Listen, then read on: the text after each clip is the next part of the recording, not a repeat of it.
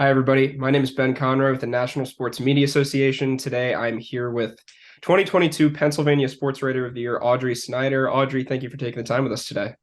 You got it, Ben. Thanks for doing this. Absolutely. So, I wanted to ask about how you got your start, maybe how you found your way into sports media, your first job, and then if you could take me through your career path and what got you to this point. Yeah, for sure. So I growing up was, I think, like, excuse me, like a lot of the people here was very sports obsessed. Played sports, was very average at sports, but loved sports, loved talking sports, reading sports, but never really thought of it as a career path, honestly, until like late in high school. I went to a sports broadcasting camp in Philadelphia, Scholastic play-by-play sports broadcasting camp. And really, I owe a lot to them because I never thought of it as a career path and then went to camp, really kind of enjoyed it and was like, hey, maybe this is a thing. And then I'm from Pennsylvania. So being able to then be like, all right, my in-state school, Penn State, has a sports journalism program. Like it made a lot of sense. So I came to Penn State and wanted to do broadcasting and radio and went to the student newspaper and just never left. So kind of just from there, one thing led to another, led to my first job. I graduated from college in 2012. And it just so happens I'm interviewing for jobs all over the country and end up with a job from the Harrisburg Patriot News covering Penn State, which was like a perfect fit because I had done that, as a student reporter. And then you kind of fast forward, and more than a decade later, I'm still here, Ben. So kind of weird. Fantastic. Well, congratulations on such a decorated career. I wanted to ask, do you have, since you've been doing this for such a long time, I'm sure you've, covered plenty of great events with great people. What are some of your favorite moments over the years? Man, I tell you, some of the stuff that, obviously the big games stand out. And, I've covered two Rose Bowls, Fiesta Bowl, like those types of moments are really cool. Penn State in 2016, wins the Big Ten title, kind of comes out of nowhere. But a lot of it for me is like the personal stories. And it's, it might be talking to a player about their life and their path to Penn State and their journey. Like to me, that's the gratifying part. Like, yeah, the games are fun, they're super cool. One of the biggest features I did early on in my career was about Devin Still and his daughter Leah and her cancer battle. And at that point, no one had told that story. And so for me, I remember I was out at the opening covering recruiting, flew back across the country, went to Devin's house in Delaware to meet with him and his family to tell this story. And it was one of those things where I was, maybe 2 years out of college. And it was like, it was gratifying that they trusted me to kind of tell their story. But yeah, there've been so many cool moments doing this. Yeah, the games are always fun, but to me, it's like those personal anecdotes and getting people to let you into their world, because I think that's so much of what this is and what I hope I can, try to show readers. Yeah, absolutely. Um, so I wanted to ask if you could advise a young person, maybe a college student who's, sort of looking at to crack their way into the world of sports media, maybe get that first job out of college, what advice would you have for them to accomplish that? Two things. First thing, I was a double major at Penn State, majored in sports journalism, but then also in secondary ed English communications because I wanted to be a teacher. And I'm really lucky that I'm actually an adjunct at Penn State, so I'm able to do both, which has kind of been a big reason why I've stayed here in this market. So to me, having that other backup plan is super important because this industry, as we all know, is crazy. It's always changing and evolving. And again, this is probably just me being paranoid, but I feel good knowing that there's a backup plan and something that I'm, equally passionate about. The other thing I would say to students is figure out what makes you good as a journalist. Maybe you are a knockout, really good writer. Maybe you're a really good reporter. Maybe it's multimedia, photography, whatever that one skill is, play to that. Because I think for me, it's always kind of been the human interest stories. And then it's just the point where I'm like, I'll just outwork people, right? And I think that's the biggest thing.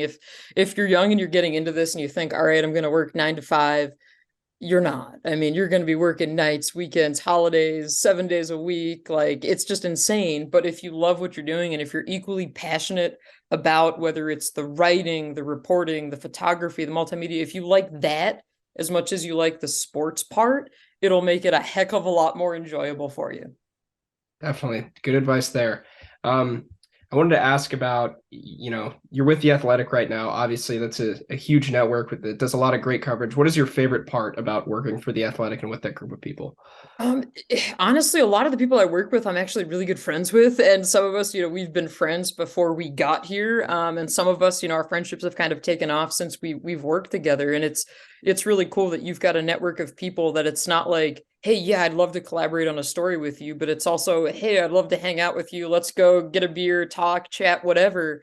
They're just really good people, and I think for me, that's been like the really nicest thing about The Athletic is it's very like-minded. I feel like when I talk to my colleagues, it's, hey, I'm doing this story. Like, how would you recommend I go about it? Or what's your thought? Like, it's very much open communication, which is really cool because there's people that, I grew up reading and now it's like they're my colleagues. So that's been super gratifying and helpful, to be honest. Absolutely. Um, my next question is about this award. So obviously, you're someone who's dedicated a lot of your life to covering sports and being in the world of sports media. What does it mean to have your work recognized with a Sports Writer of the Year award from your peers?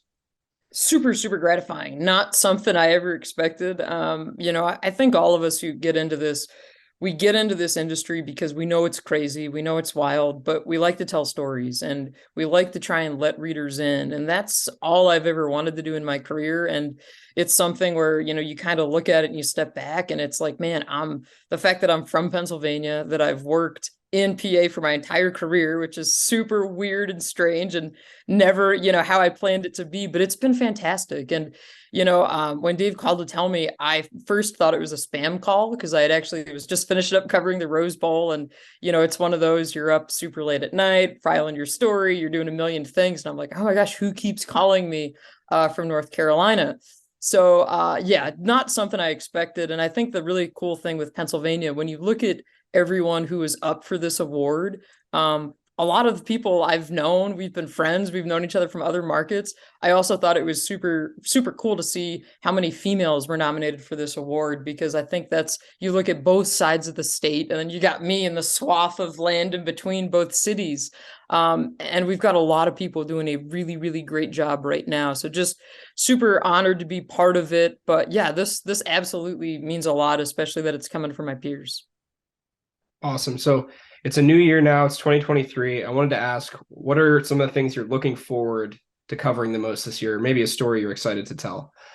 Yeah, we're at such a cool and interesting and crazy part for college sports. I mean, it's changing every single day. And it's like, I feel like at this point of the year, you can kind of take a breather because the transfer portal closed. We know who's going to the NFL, all that kind of stuff. But really what I'm looking forward to is Penn State should be pretty good this year. And you kind of look at it and everything, I feel like so much of what I've been writing in the last year has been about building toward this year and toward 2024, because it feels like the program's at a really pivotal point. So that's going to be cool. But I think the thing that I always enjoy writing about most are kind of these off the beaten path stories, these quirky stories, searching for old statues, looking for weird things. That's kind of my niche here. And I love that kind of stuff because it sheds light on, I think, this place, this university, but also the fan base. So there's some weird things I will say that I'm looking forward to digging into this year. But can't give you too many secrets, Ben, but there's going to be some fun stuff for sure. Well, I'll keep my eye out for those for sure. Audrey, thank you again for taking the time and congratulations. You got it. Thank you so much.